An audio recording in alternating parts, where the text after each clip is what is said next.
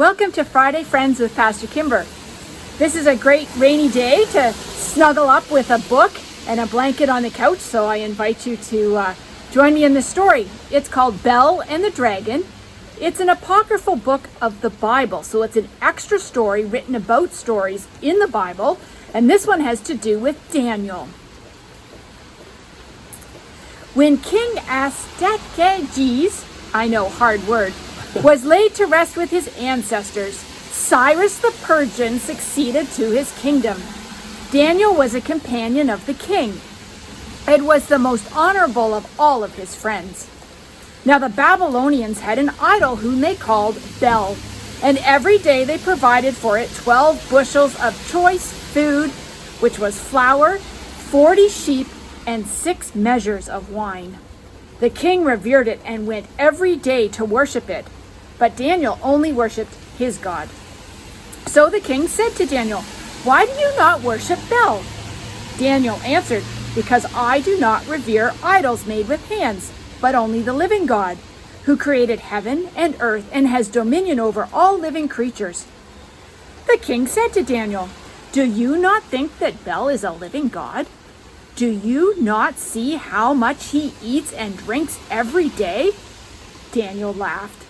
He said, "Do not be deceived, O king, for this thing is only clay and bronze on the outside, and it never ate or drank a single thing." Then the king was angry and called the priests of Bel and said to them, "If you do not tell me who is eating these provisions, you shall die. But if you prove that Bel is eating them, then Daniel will die, because he has spoken blasphemy against Bel." Daniel said to the king, "Let it be done as you have said." Now there were 70 priests of Bel, besides their wives and their children.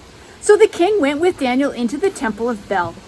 The priests of Bel said, "See, we are now going outside.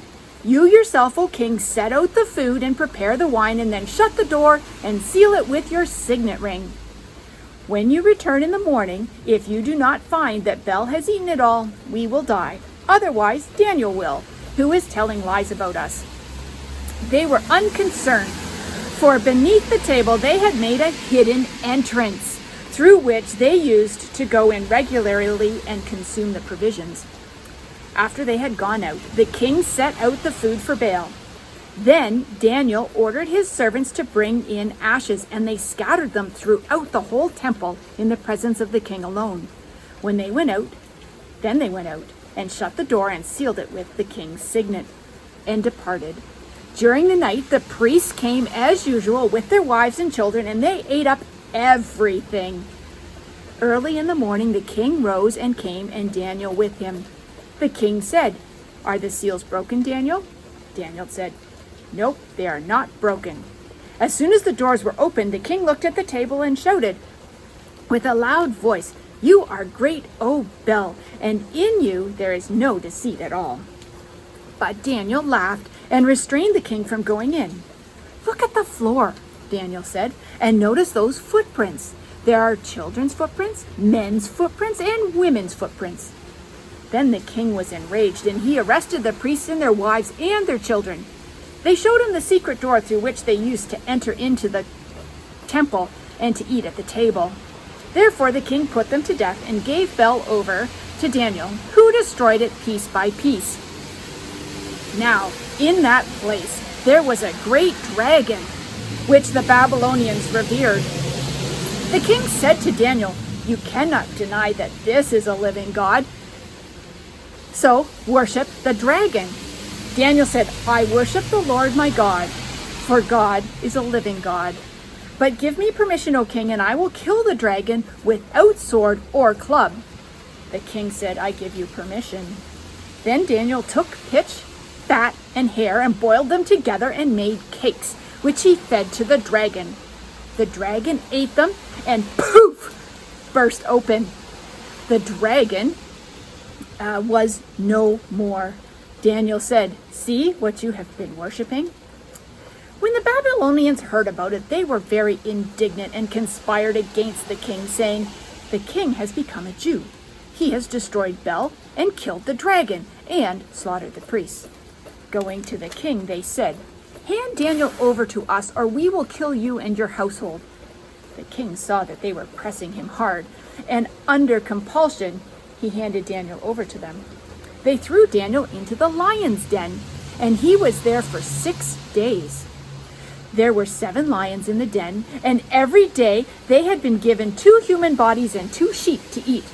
But now they were given nothing, so that they would eat up Daniel. Now, the prophet Habakkuk was in Judea. He made a stew and had broken bread into a bowl and was going into a field to take it to the reapers.